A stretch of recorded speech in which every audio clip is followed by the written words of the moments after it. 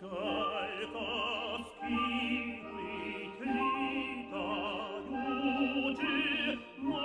nawzadźmy placze, słońce grzieje. Oh God, no, I'm not. No, no, no, no. Ah, I did not want to play that. I don't want to see that. I've been avoiding that like the plague today. I just don't want to hear it. Yeah, I just don't want to hear it. This is the map I wanted. Quick go over the air alerts that are currently happening in Ukraine. Zaporizhia just started at 6 minutes ago. Donetsk was 34 minutes ago. Sumy has been on air alert for 9 hours. Chernihiv has been on alert for 7 hours 50 minutes. Kiev Oblast, 1 hour 29 minutes. In Zhytomyr, 31 minutes. And again, it's like 3 o'clock, 4 o'clock in the morning in Ukraine. So all these air alerts are for overnight. They're not meant for the troops. They're not on the front lines. It is to terrorize the civilian population.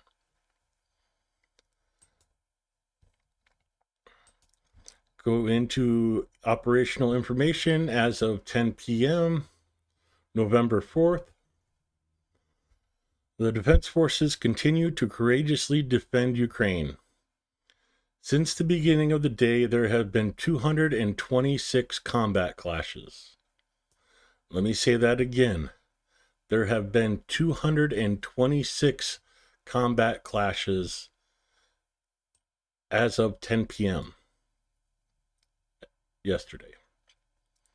That's almost 10 assaults every hour.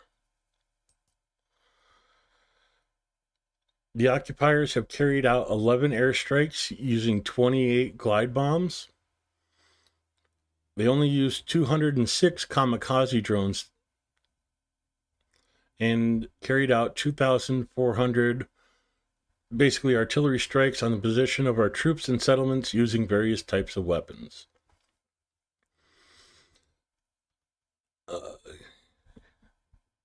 I'm trying to keep this at the top of the screen so I can, look like I'm looking at the camera a little bit more.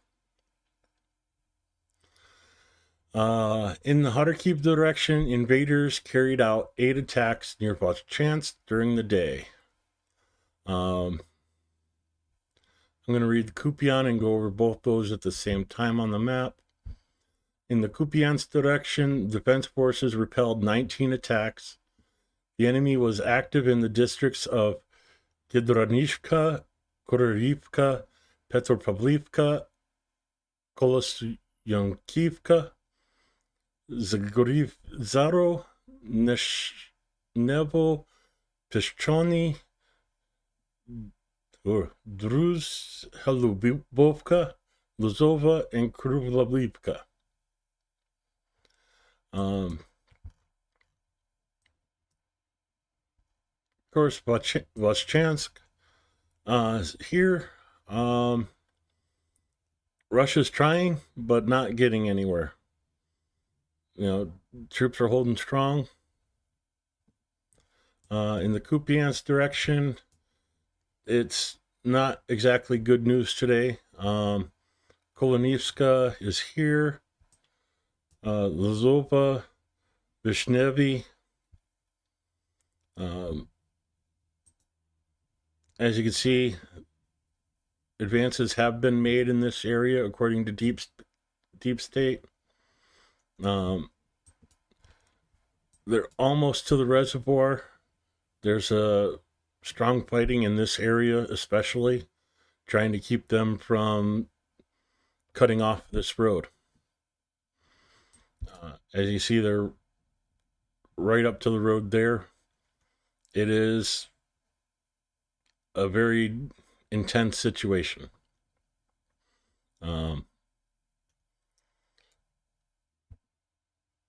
And of course, you see Sinkov has a bridge here. Well, had a bridge here. This bridge is no longer in operation.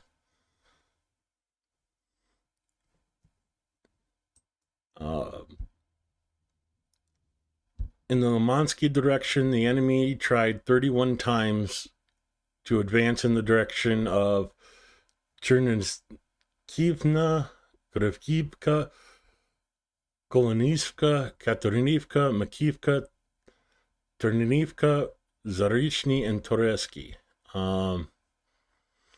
They actually made a little bit of an advance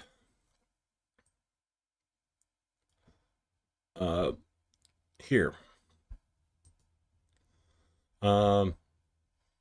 There's a little road that runs between these two settlements right here. It's right here. And Russia used these tree lines and that road to get into the north of this city. Now,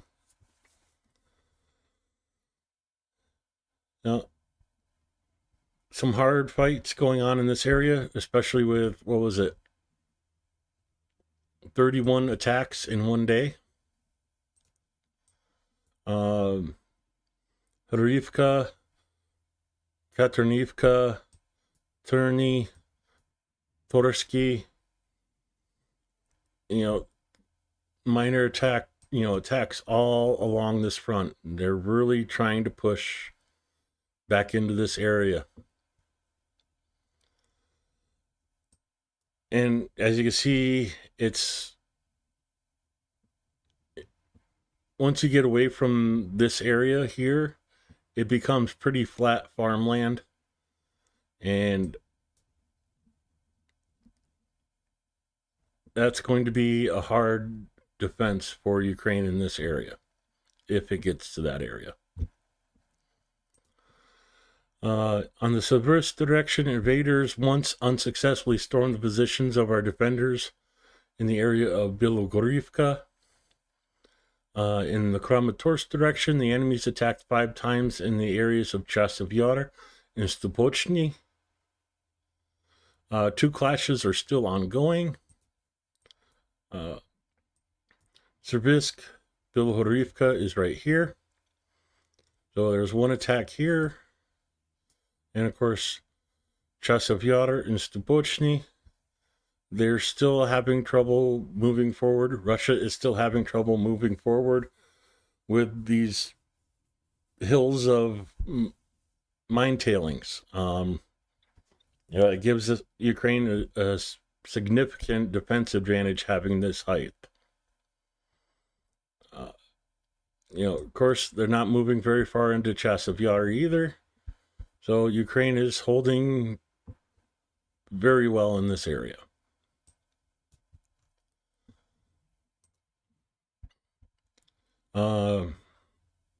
Threats direction. The enemy with supportive aviation tried 7 times to penetrate our defenses in the direction of Toretsk.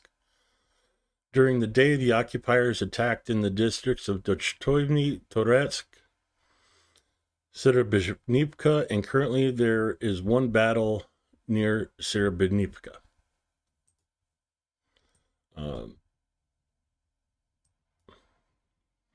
Serebrenivka is here. Toretsk. There's a lot more activity going on here than what Deep State is showing, but they are actively attacking this area. Not as strongly as other areas, but you'll see here in a second. In the Pokrovsk direction, since the beginning of the day, in the areas of Promin, Leviska, Selodov, Yuryivka, Vizhnive, our troops repelled 21 offensive and assault actions of the enemy. 4 are still ongoing. Our troops are taking measures to maintain the designated borders and are retaliating fiercely. According to preliminary data, the enemy lost 260 people in this direction today. Ukrainian servicemen also destroyed 1 tank, 2 armored fighting vehicles, 2 armored personnel carriers, and 2 cars. In addition, a cannon and an artillery piece and 1 armored personnel carrier and 1 car were damaged. Seriously damaged.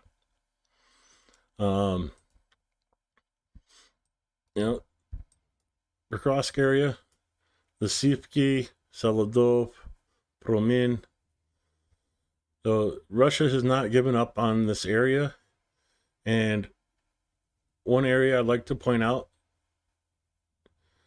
is this right here. I keep telling you how important railroads are to Russia. They pushed up the railroad and spread out. And now they're pushing up the railroad. And I'm sure they're going to try and spread out from there again. It was the same here. They just have not been able to push up this railroad anymore. Hopefully Ukraine can stop them here with this railroad and arrest the expansion of the front in this area. Now we're going to get into the real hot area. At this time of day, there are 84 combat clashes in the Kharkiv direction. Let me say that again. 84 combat clashes in the Kharkiv direction. The invaders remain active, trying to move forward in the direction of the settlements of Zovchenka, Ilinka, Kremenia Balka, Hanivka, Korokova, Nova Seladivka, Nova Dormivka, Grostry, Maximilianivka, Antonivka, Delaney, Katerinivka, and Elizavetivka. According to available information, the enemy lost 4 armored fighting vehicles, 5 infantry fighting vehicles, and 1 tank in this direction today. 1 tank, 4 armored fighting vehicles, and 2 infantry fighting vehicles, and 1 anti-aircraft gun were also damaged. So, a lot of equipment going down for Russia today, but they used a lot of equipment with 84 attacks. Novoseladivka, Novodormivka, Vozanivka, Ilinka, Korokov, Delaney, Antonivka, Katerinivka. Oh, I don't see.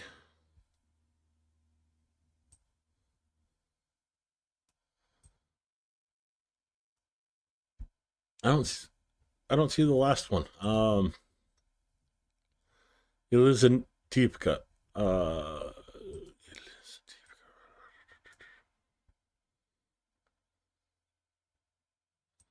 Let me see if I can find this one really quick.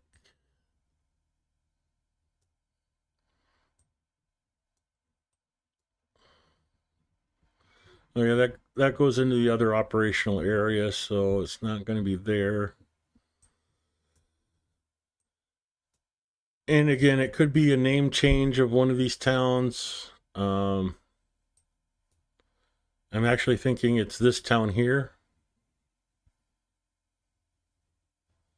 So this town might have changed its name to a more Ukrainian name. And that name being Elizavetivka. Yeah. So it's just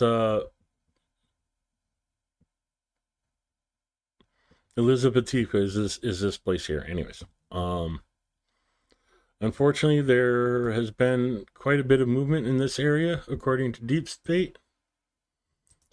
November 3rd, the 4th, and then last update, a lot more gray area. That is a lot of attacks. That's over 3 attacks an hour in that direction. In Vermit's direction, the occupiers attacked 16 times near Trudovoy, Velika Novosibirka, Yorozani, Rozdolini, Suhoyali, and Maximinivka. All attacks were repelled, and those 16 attacks were Trudov, Maximilianivka, Yasninopoli, and then attacks are starting again down in this area. And I can't find that town, unfortunately. I know there's one of the towns mentioned was over in this area. Just can't seem to see it right now. Zoom in. Novodorivka. Okay. So, again, 16 attacks in that area. In the Orhiv direction, our troops stopped 6 enemy attacks in the directions of Novodenlivka, Novoandrivka, Malisu Terbakiv, and Orhiv itself. So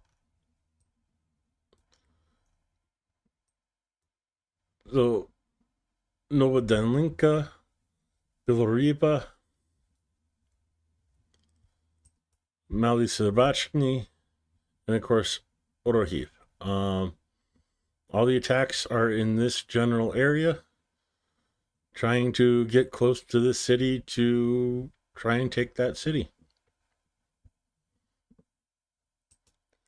In the Dnieper direction, the situation has not undergone significant changes. No losses of positions and territories have been allowed. Ukrainian soldiers repelled 3 assaults by the Russian invaders in that direction. And when they're talking about the Dnieper, they're talking about the old reservoir and river down by Ryazan. And in general, I believe the assaults are happening in this general area.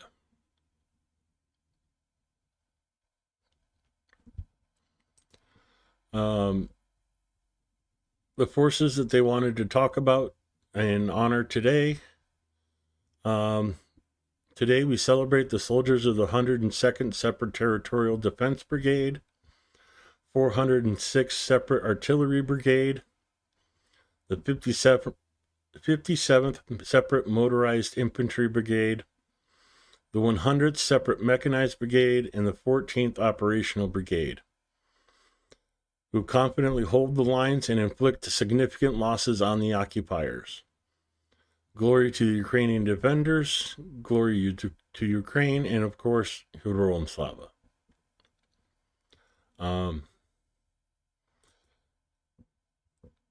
Go to Zelensky's speech. And one of these times it's going to come up on the screen where I want it to come up on.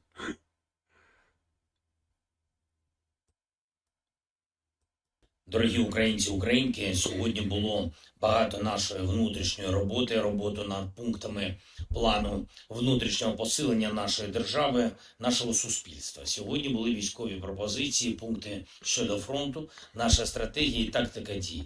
Ми маємо спрямувати всі ресурси своєї держави так, щоб українські завдання досягались. Провів тривалу нараду, військове командування, уряд, головком, Генштаб, Міноборони, водночас прем'єр-міністр, перша віце-прем'єр-міністр, віце-прем'єр-міністр з інновацій та технологій, міністр стратегічної промисловості, Служба безпеки України, ГУР, Служба зовнішньої розвідки. Цей фронтовий пункт плану плюс ОПК Це дійсно фундаментальні речі. Від того, як буде це виписано, залежить все інше в житті нашої держави. Тому чітка визначеність щодо фронту, шляхів досягнення цілей і значне масштабування власного українського оборонно-промислового комплексу із врахуванням наявних завдань. Це те, в чому кожен крок держави має бути і буде прорахований. Сьогодні ж багато визначили і по питанням нашої дипломатії разом з міністром закордонних справ обговорили кандидатури послів України на вакантні посади у відповідних країнах. Обговорили і результати роботи наших дипломатів. Готуємо заміни і призначення. Ще одне, я хочу подякувати усім у світі, хто відреагував на появу Росії північно-корейських солдатів і хто відреагував не тільки словами, але й готує через це відповідні дії на підтримку нашого захисту тут в Україні. Терор, на жаль, може поширюватись як вірус, коли не зустрічають достатньої протидії. Зараз протидія має стати достатньо сильною. Першими боями з північно-корейськими солдатами відкривається нова сторінка нестабільності у світі. Ми маємо разом зі світом зробити все, щоб цей російський крок на розширення війни, на справжню ескалацію, щоб цей його крок став програшним. І для нього, і для Північної Кореї. Дякую всім, хто допомагає, дякую всім, хто працює заради нашої держави і людей. Слава Україні! Героям слава. In case you Дорогі didn't, українці, in case you didn't catch that, the first battle with North Korean troops officially happened today. Well, yesterday for Ukraine. Sitting there talking about the responses from partners towards this, and I'm reminded of a phrase used in a long time ago. All it takes for evil to happen in this world is for good men to do nothing.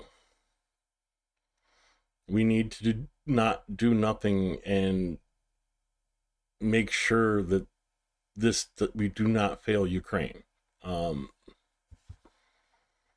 Not only for this man who's aged probably 15 years in the last two.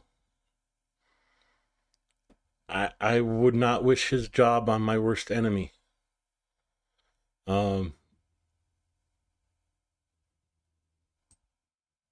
He's been doing a great job, but I can only imagine what that stress is doing to him. And of course, I am jealous of his patch wall. Or not, I shouldn't say jealous, but envious. The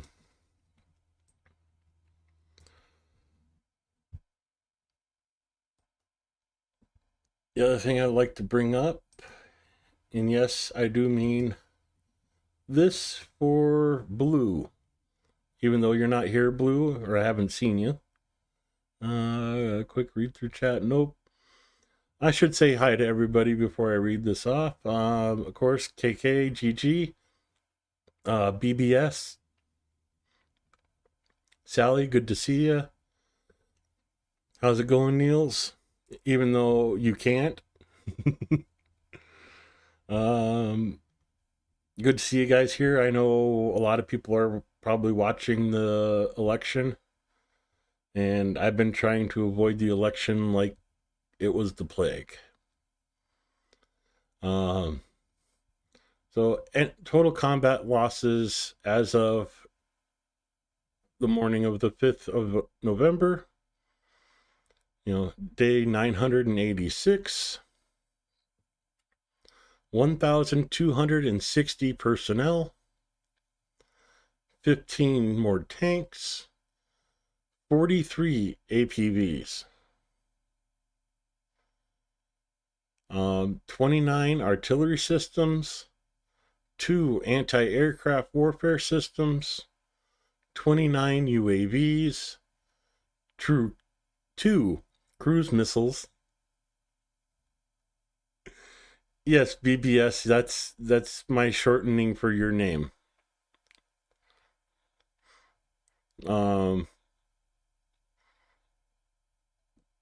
Anyways, 41 vehicles. So, everybody's talking about reaching the 700,000 mark. But, the 220,000 artillery systems is a massive.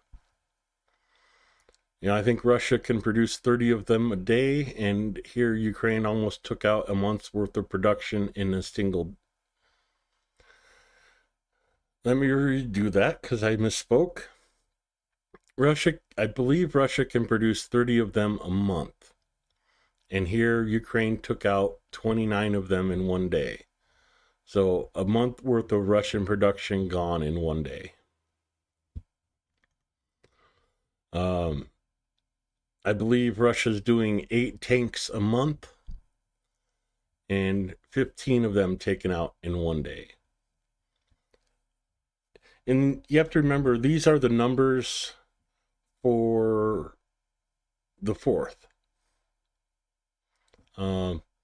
These numbers are taken from the 8 a.m. update for the previous day.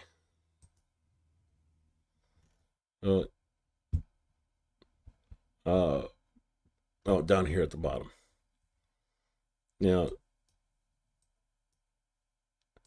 So when we're sitting here talking about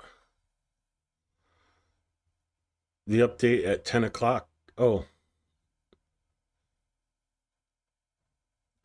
numbers won't be released until the 8 a.m. update tomorrow for today's actions, which is about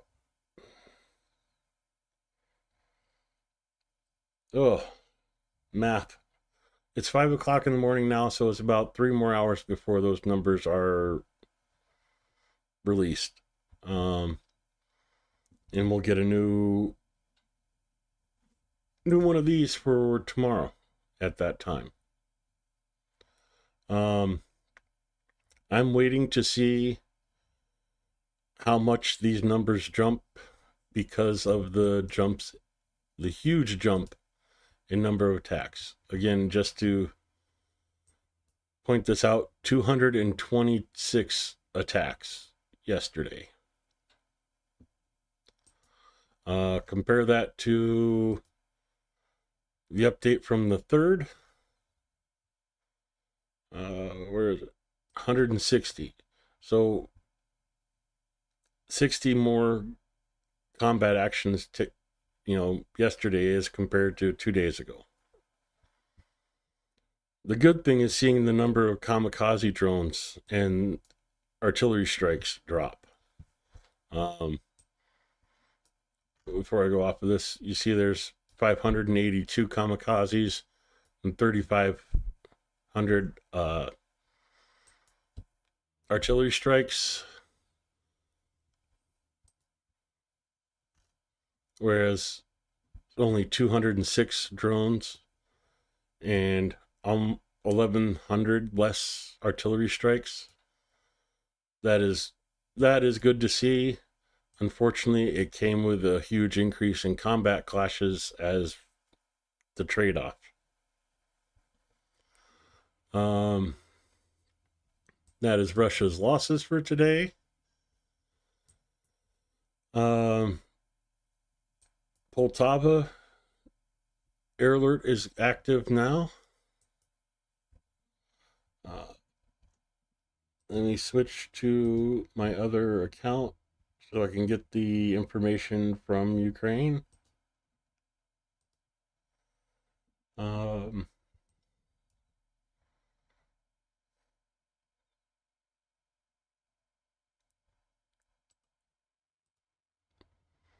So 1 UAV in Chernihiv, 2 or 3 pieces in Poltava, 1 piece in Kirnograd, 11 pieces in Mykolaiv, 4 pieces in the sea towards Mykolaiv.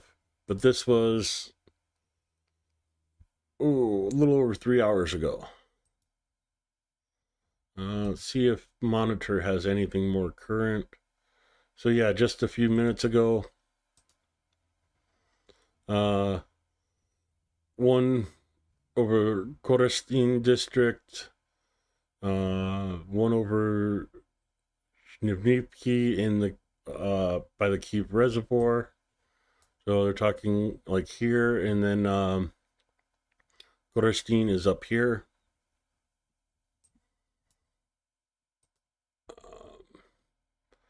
Yeah, an hour and 50 minutes ago,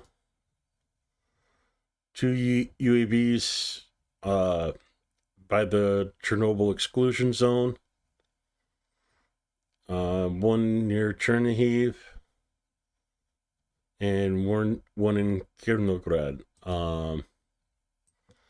Chernobyl exclusion zone is up in this area. So yeah, tons of UAVs,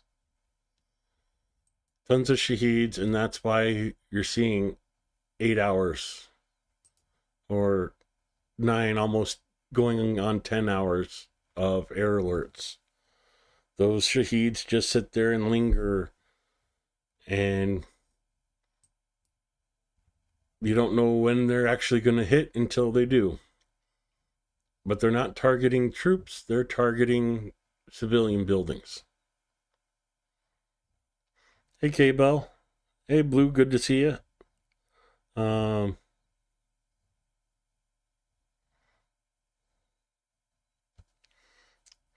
No, they weren't showing up, but we see you now. Yeah, I just want to point that out to everybody. YouTube is having chat issues on PC. So if you're typing and I'm not ignoring you, we're just not seeing your chat in. So bear that in mind, and I apologize if you thought we were ignoring you. We're not. It's just YouTube's being YouTube and needs to replace their hamsters.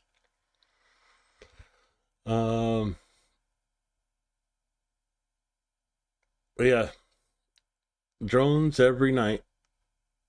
And like I'm gonna pull up Kiev City here. You'll notice between 3 a.m., early morning, even earlier morning, started at 11 o'clock at night, went till almost 3 in the morning. They're not attacking during the daytime. They're not sending these up during the day when people are at work or trying to go about their daily lives. They're doing this when people are sleeping, trying to disrupt civilian sleep schedules.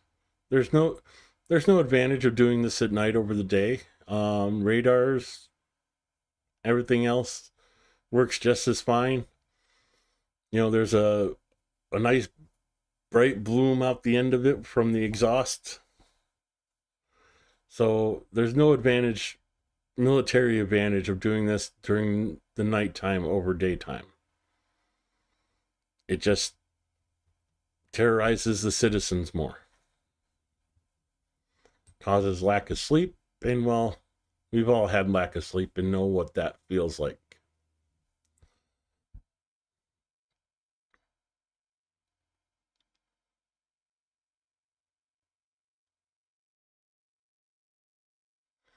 You must be a little behind, Sally, talking about that town down south.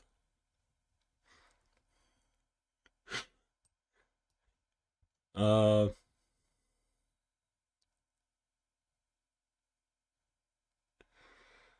God, what are you guys planning? Don't scare me like that. Going into the mainstream news,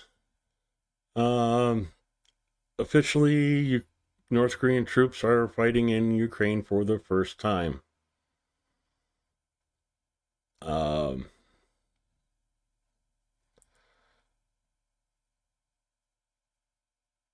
First time in Russia. Okay, so it's happening in Kursk. See, I can open Associated Press. They're not behind a paywall. Ukrainian troops have, for the first time, engaged with North Korean units that were recently deployed to help Russia. Ukraine's defense minister said. Fired at artillery at the North Korean soldiers. The comments were the first official reports that Ukrainian and North Korean forces have engaged in combat, even though there is a video out there floating around with Russian and Ukrainian forces fighting, where the North Korean forces actually fired at the Russians. So I guess that wouldn't be in combat with the Ukrainians. Of course, the claims can't be confirmed. You know, small-scale fighting that amounted to the start of Kim Jong-Poo-Bear's direct involvement in Europe's biggest conflict since World War II. I don't like that phrasing, because it's not Europe's biggest conflict since World War II. It is basically the world's biggest conflict since World War II. Okay, yeah, Afghanistan, and you could say that was bigger, but it really wasn't.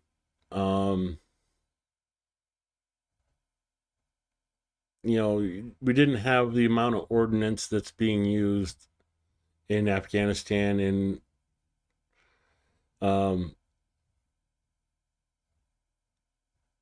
yeah, it's just, I don't agree with that.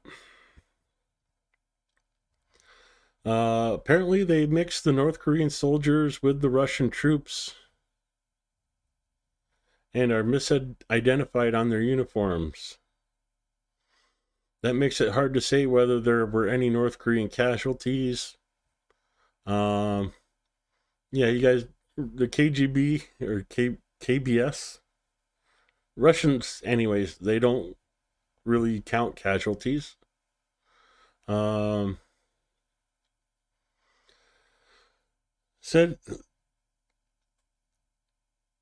Umirov reportedly said that he expects 5 North Korean units, each consisting of about 3,000 soldiers, will be deployed to the Kursk area.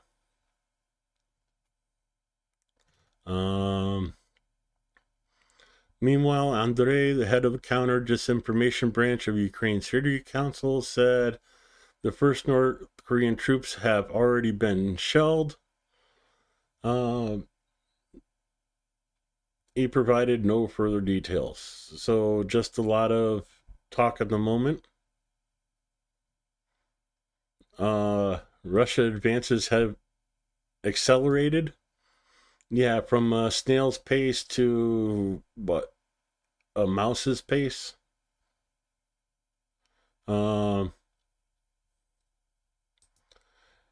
Battlefield gains of up to 9 kilometers in some parts of Donetsk, but they don't tell you over what time frame.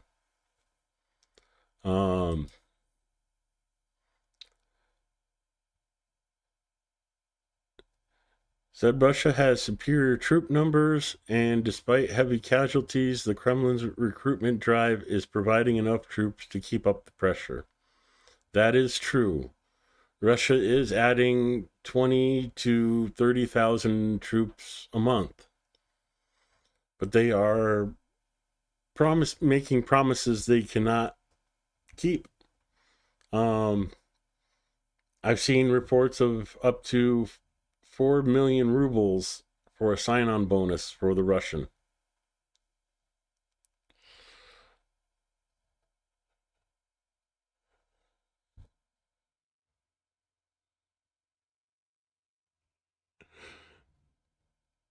Oh, okay, Sally. Um, Russia has held the battlefield initiative in Ukraine for the past year.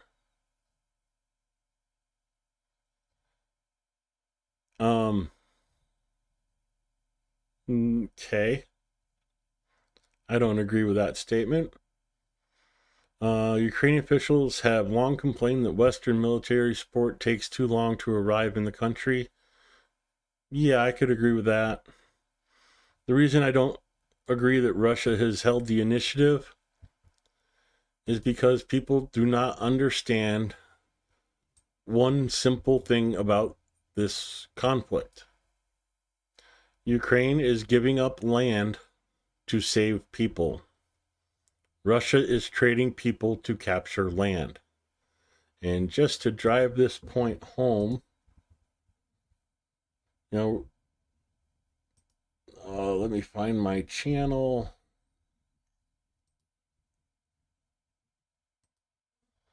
This is the combat losses of November 4th, 2023.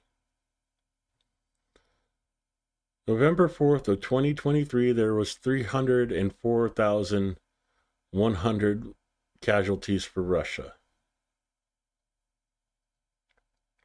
They're over 700,000 now. So Russia has lost 400,000 troops in the last year. Yet we have statements like this where Russia has held the initiative. I wouldn't call that initiative. I'd call that Russia's been sacrificing their troops to try to gain the initiative at best. In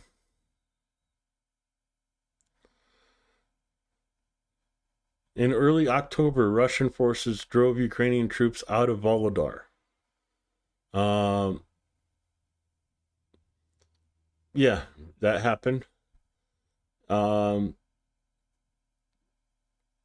Ukraine held Volodar against many Russian assaults since pretty much the beginning of the invasion.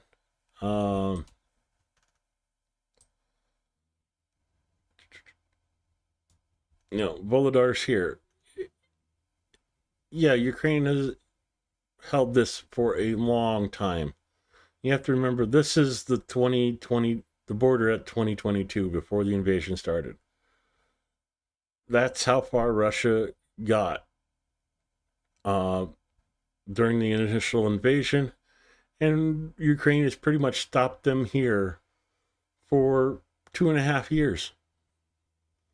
Oh, they finally have to give up the town, but it's a huge defeat for Ukraine. I just don't like that wording. It doesn't paint the complete picture.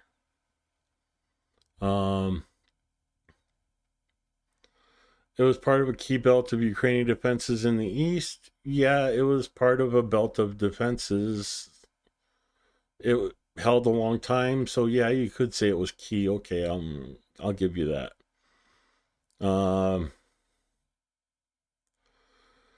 Russia's next targets are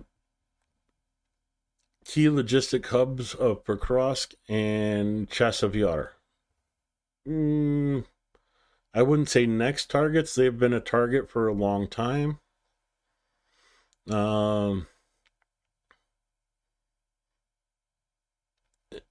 Since they're going into guessing, I'll put out my armchair general hat on and tell you what I think is, if Khodorkovka falls, you'll see a boost in Toretsk and in Liman. Maybe even up towards Kupiansk to try and get towards the Oskil River.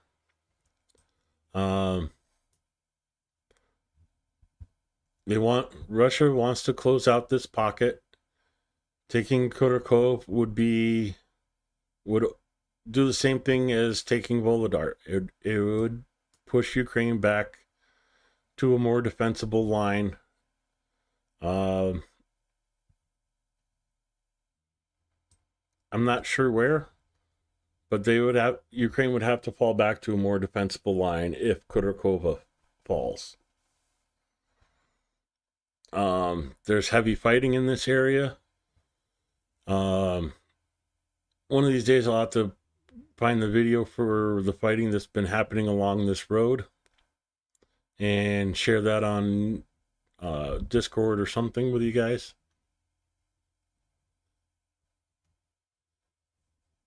But yeah, everybody's painting such a dark picture for Ukraine, but they're not. They're just repeating a headline. They're not actually doing the research behind it. And that's annoying to me.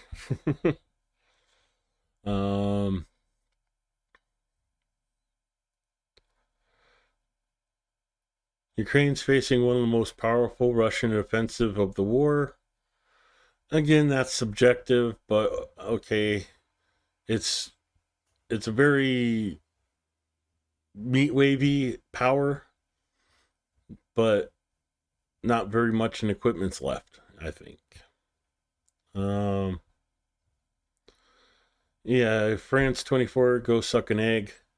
Ukrainian defenses in Donbass risk getting steamrolled. Ukraine's doing a strategic retreat. It's not being steamrolled. It's not collapsing. It's a strategic retreat to reach more defendable lines. Again, Ukraine is giving up land to save people.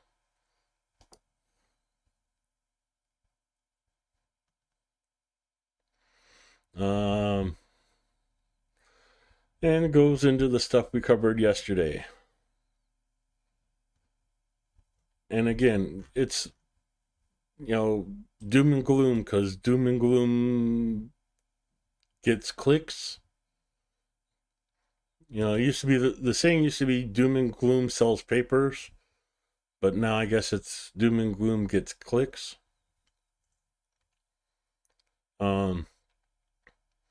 I long for the days of real reporting, but it doesn't seem like they're going to be coming back anytime soon.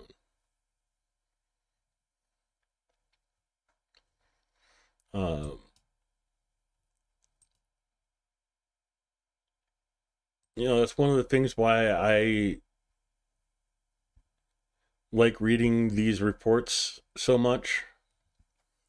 Because, well, even though some of the reports are not good, they don't sugarcoat it. They don't dress it up to get more clicks. It's the raw information. Oh, you want the attacks for today? You want them, as of 1600? As of 1600, 132 attacks happened. Holy crap. So between 4 o'clock, 4 o'clock and 10 o'clock, so within 6 hours, 90 attacks happened. Wow.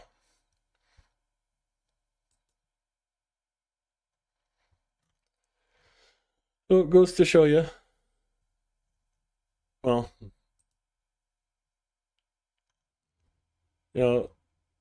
these are more, the stories from the ZCO website, to me, are more like after action reports. Not a whole lot of fluff, not a whole lot of filler for the story. Just, here's what happened, here's what the results were, and there you go, on to the next one.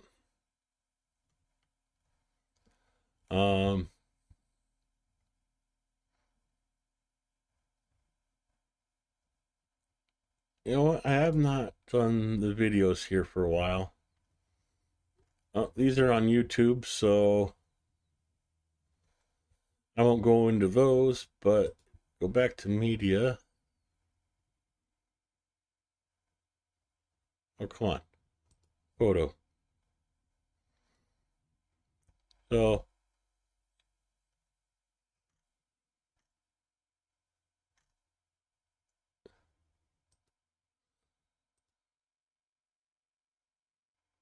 and it goes into, you know, if you want to see pictures or videos that they produce.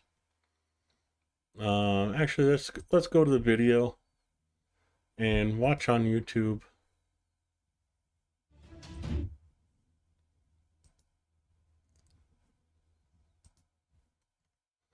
So, General Staff of the Armed Forces of Ukraine. And України та інші військові ломили ситуацію на свою користь. So in Ukrainian, but you want raw footage straight from ZCU. This, of course, was 6 years ago. But, you know, 2 days ago,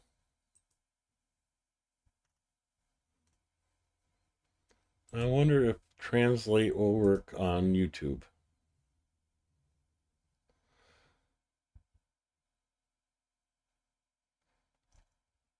Let me grab the link for here.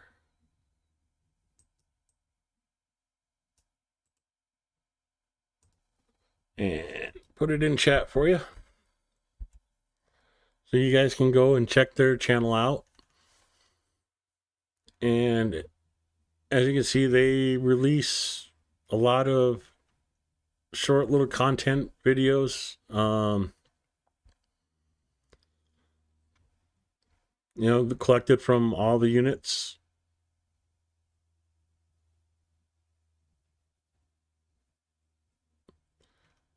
So if you want to learn Ukrainian, of course, you can go in and turn on the closed captioning and auto translate. But yeah, General Staff of the Armed Forces of Ukraine. So go check them out. And with that, I have covered everything I wanted to cover. Is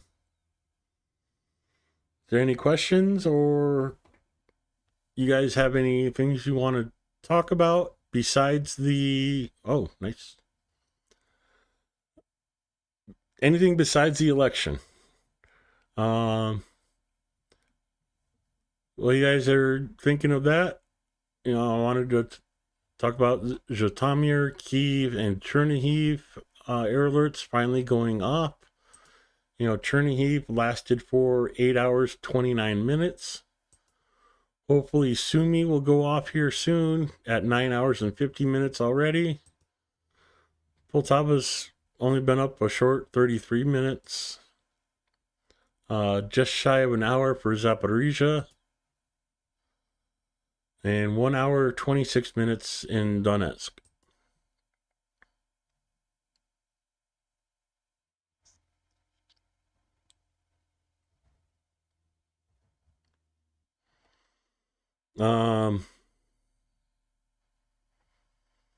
Deep philosophical questions. All I know is the answer is 42.